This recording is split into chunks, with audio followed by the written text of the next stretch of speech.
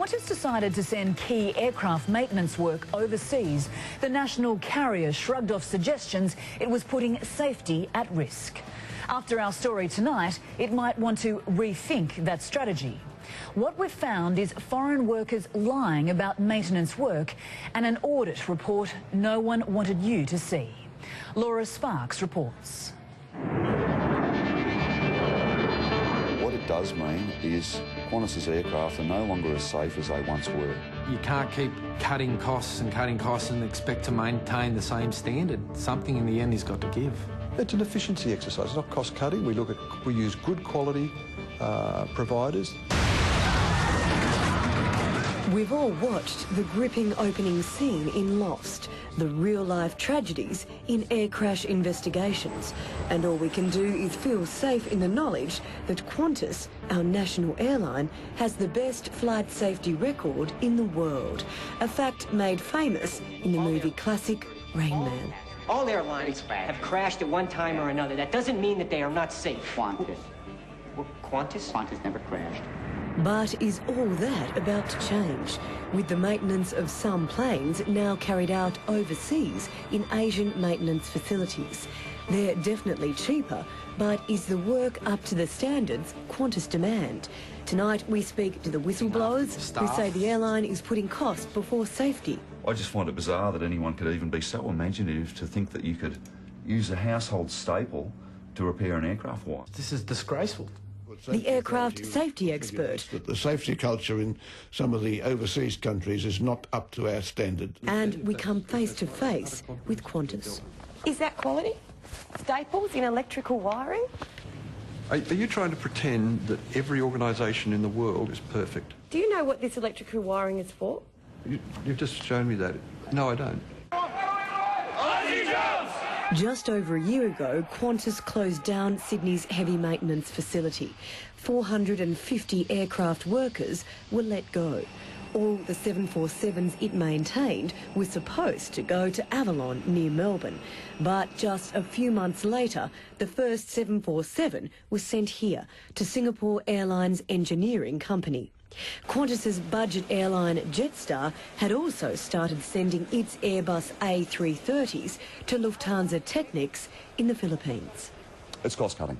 It's cheaper to send aircraft overseas, and that's what they're looking at when they make these decisions. All right, present state is $15 million for the base. Steve Pavinas is the Federal Secretary of the Australian Licensed Aircraft Engineers Association. In Australia, we have licensed aircraft engineers, and they supervise and certify for the staff that are unlicensed. We would, on your average crew, would have possibly 5 licensed aircraft engineers and 5 unlicensed people. One engineer in Singapore is certifying for his work for the day, but he's also certifying for the work of 10 other people. And you cannot possibly go around and check the work of 10 other people, so things get missed. And he's got a right to be worried. In September last year, Qantas audited a 747 full heavy maintenance overhaul, a D-check at the Singapore facility. The report found fundamental errors were being made, with local staff claiming complicated checks on certain parts had been completed when in fact they hadn't, and major defects in equipment were simply being missed. Remember, this was a confidential report, never intended for the flying public to ever see. When I see those reports, I'm absolutely shocked. I cannot believe some of the practices that have occurred overseas, and I'll tell you what, someone's got to do something about this because it's going to end up in a disaster. More on that damning report soon, but on top of that, take a look at this. Startling new evidence that suggests standards are still not up to scratch. Yeah, we received these photos recently. We've got dozens of them. As you can see, we've got the electrical cable from the aircraft, which is the emergency lighting system, and it's been repaired by using household staples from a tool like this.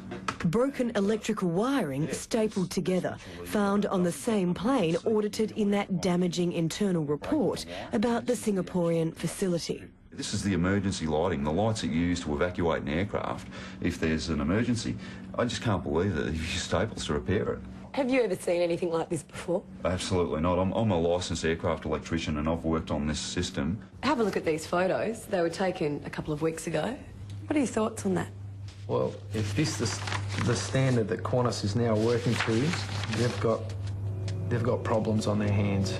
This former licensed aircraft engineer with 20 years' experience was speechless. He was one of the 450 staff members who lost their job when the Sydney maintenance section closed last year. Why don't you want to be identified? I mean, you don't even work for Qantas anymore. First of all, Qantas have teams of lawyers. They have unlimited resources to attack individuals, I think, and I don't want to be in their crosshairs. I just want the truth to come out. And he believes some of that truth lies in the airline's own internal audit report.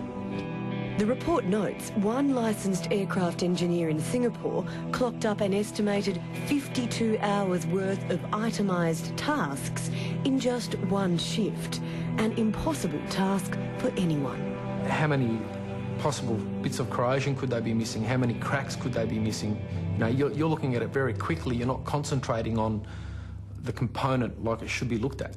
These flight control cables, it's like the steering system in your car now. Another major worry, numerous defected flight control cables, understood to be more than 20, were missed in Singapore. The worker reported back that they were simply okay. If they're not working properly as they get jammed, in which case you would lose control of some of your flight controls. It's just something that you don't want to have happen, particularly when you're taking off and landing, which is a crucial stage of the flight. And then there was the check on the rudder of the aeroplane. The Singapore company said it was serviced, but that too was impossible because this particular check can only take place when the plane has power and hydraulics. None were operational on the day of the check. If that check wasn't carried out on the rudder, you could have excessive vibration through the rudder itself, which could lead to structural damage, and ultimately that could lead to loss of control of the aircraft. So there could be an accident?